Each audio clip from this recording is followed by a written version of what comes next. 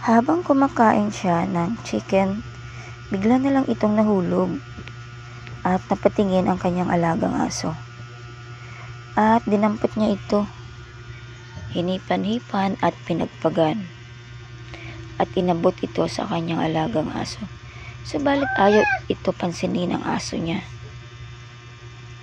Ayan. Ayaw man lang ito kagatin o amuyin na tila walang interesado. Pumalayo ito. Nagtataka siya bakit pumalayo ito samantalang gustong-gusto niya ang chicken.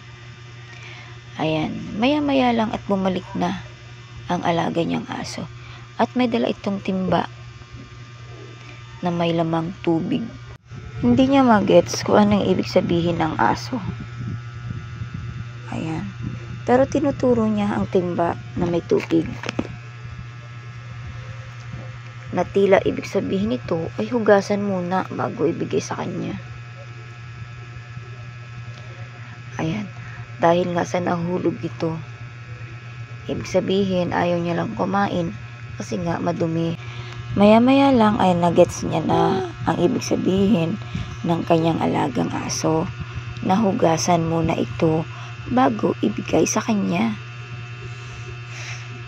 Ayan. At hinugasan na nga.